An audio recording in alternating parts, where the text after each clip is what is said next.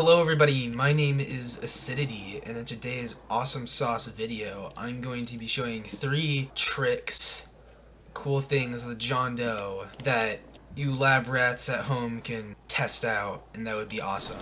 For the first little thing with John Doe, the first little tech I have to give you is layering with your digital footprint. What I mean by this is, like, let's say a digital footprint kind of in this corner right here.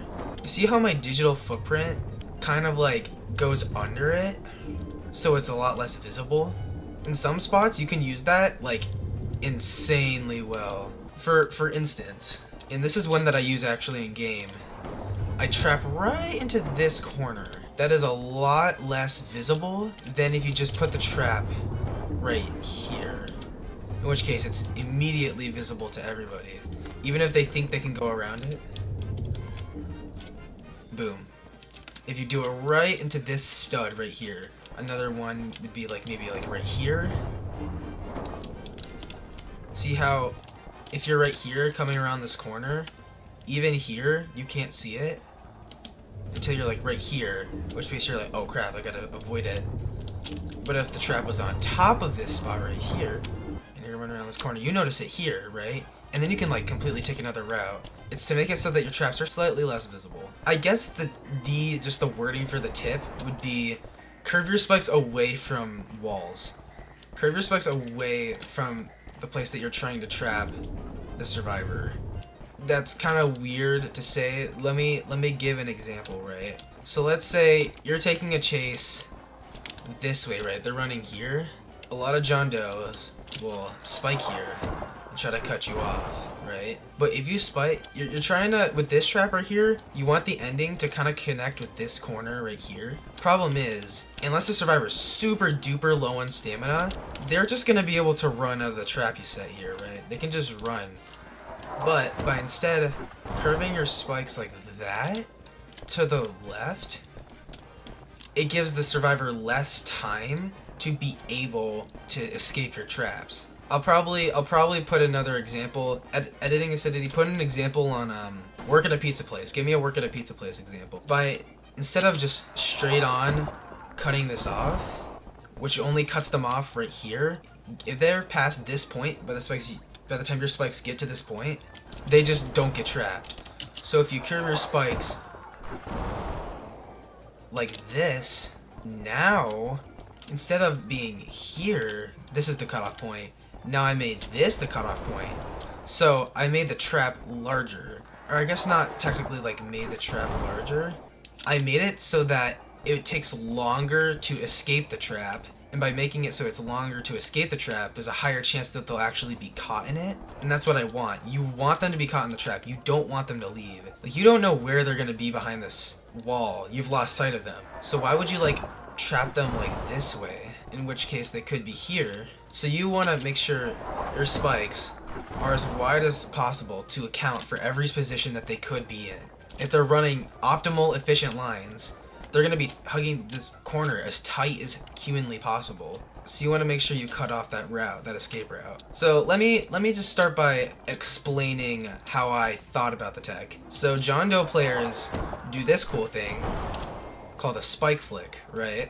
Where they turn their camera away, and then once they're on their target, they aim, so they don't have to waste their 404 error just to seek their person they're chasing. Now, what if, let me just do it right here.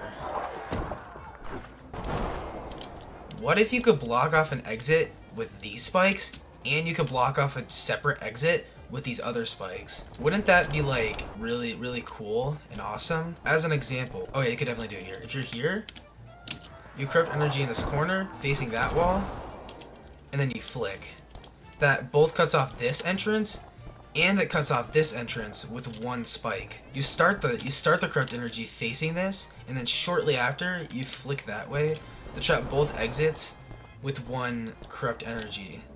There are 2 reasons why this spike flick would be useful, and why I think it's not just a niche little tech that you can do. So let's say right here, right? You're chasing someone through this path, and they're going this way, right? You could corrupt energy and block off their exit here. That could work.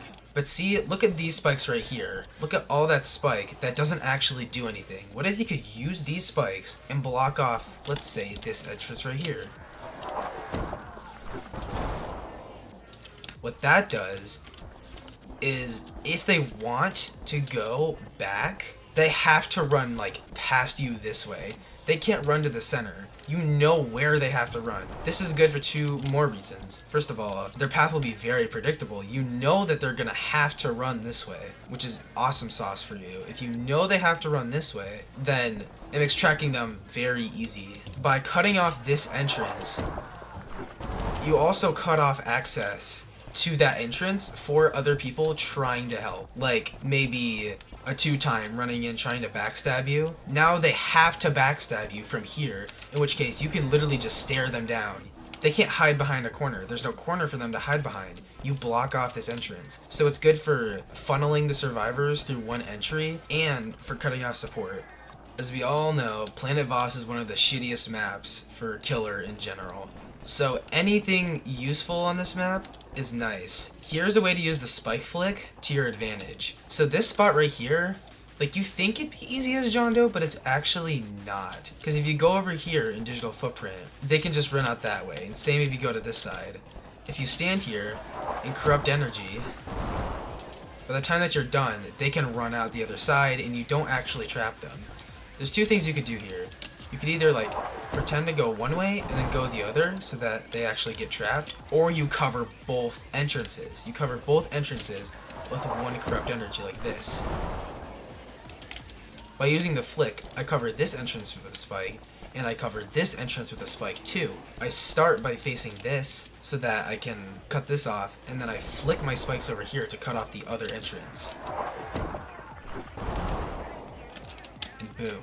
And make sure not to cut off this ramp. And now this is a trap, and they can't leave. And if you want to go the extra mile and secure their death, you can just walk over to one of the entrances and just place down a footprint.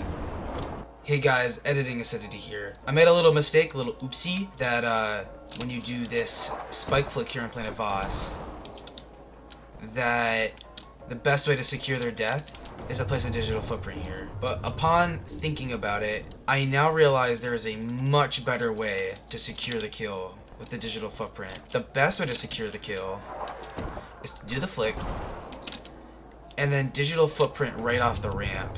What this does is make sure that any supports trying to come in over the ramp aren't allowed to come over the ramp. That's the actual best way. Alright, editing acidity out. But yeah, that's the video. Yay! There will be a cool work at a pizza place map tutorial for John Doe coming out sometime on your local radio. Okay. I am Acidity. Thanks for watching my awesome John Doe tip guide. Goodbye! Oh my god, goodbye. Goodbye. And a special thank you. Thank you. Thank you. Thank you. Thank you. Thank you. Thank you. Thank you. Thank you.